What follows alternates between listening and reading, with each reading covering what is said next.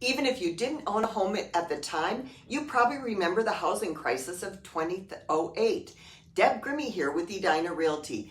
That crash impacted the lives of countless people, and many now live with the worry that something like that could happen again. But rest easy, because things are different than they were back then. As Business Insider says, though many Americans believe the housing market is at risk of crashing, the economists who study housing market conditions overwhelmingly do not expect a crash in 2024 or beyond. Here's why experts are so confident.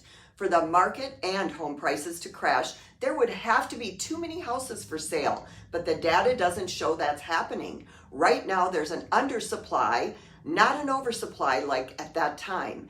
And that's true even with the inventory growth we've seen this year. You see, the housing supply comes from three main sources: homeowners deciding to sell their houses, existing homes, new home construction, newly built homes, distressed properties, foreclosures, or short sales. And if we look at those three main sources of inventory, you'll see it's clear that it isn't 2008. Homeowners deciding to sell their homes, although the supply of existing previously owned homes is up compared to this time last year, it's still low overall. And while this varies by local market, nationally, the current month supply is well below the norm and even further below what we saw during the crash. The graph here shows this more clearly. If you look at the latest data shown in green compared to 2008 shown in red, we only have about a third of the available inventory today. So what does this mean? There's just aren't enough homes available to make values drop. To have a repeat of 2008, there need to be a lot more people selling their houses with very few buyers, and that's not the case right now. People are also talking a lot about what's going on with newly built homes these days, and that might make you wonder if home builders are overdoing it.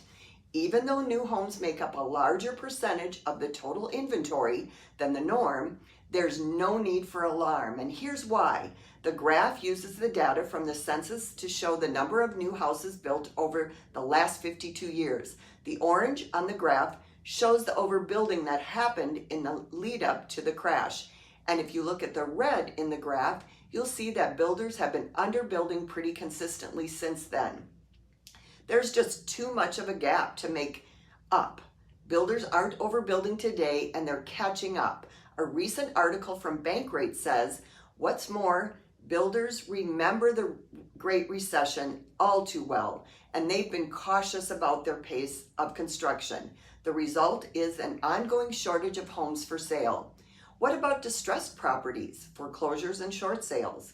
The last place inventory can come from is distressed properties, including short sales and foreclosures.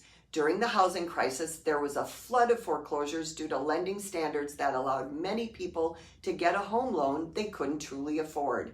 Today, lending standards are much tighter, resulting in more qualified buyers and far fewer foreclosures. The graph uses data from ATOM to show that things have changed since the housing crash. The graph makes it clear that the lending standards got tighter and buyers became more qualified. The number of foreclosures starting to go down, and in 2020 and 2021, the combination of a moratorium on foreclosures, shown in black, and the foreign forbearance program helped prevent a repeat of the wave of foreclosures we saw when the market crashed. While you may see headlines that foreclosure volume is ticking up, remember, that's only compared to recent years. Very few foreclosures happened. We're still below the normal level, and we're in a typical year. What that means for you, inventory levels aren't anywhere near where they need to be for prices to drop significantly and the housing market to crash. As Forbes explains, as already high home prices continue trending upward, you may be concerned that we're in a bubble ready to pop. However, the likelihood of a housing market crash, a rapid drop in unsustainably high home prices due to waning demand, remains low for 2024. Mark Fleming, chief economist at First American, points to the laws of supply and demand as a reason why we aren't headed for a crash. And Lawrence Yun, chief economist of the National Association of Realtors, NAR, says, we will not have a repeat of the 2008-2012 housing market crash.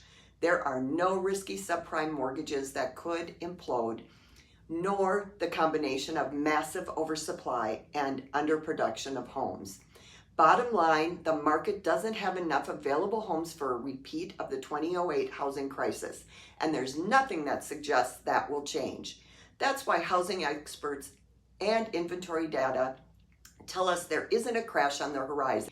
If you're ready to make a move, reach out to me and my team, Deb Grimme, homesintwincities.com, and Edina Realty, providing personal service and delivering remarkable results. We're here to help.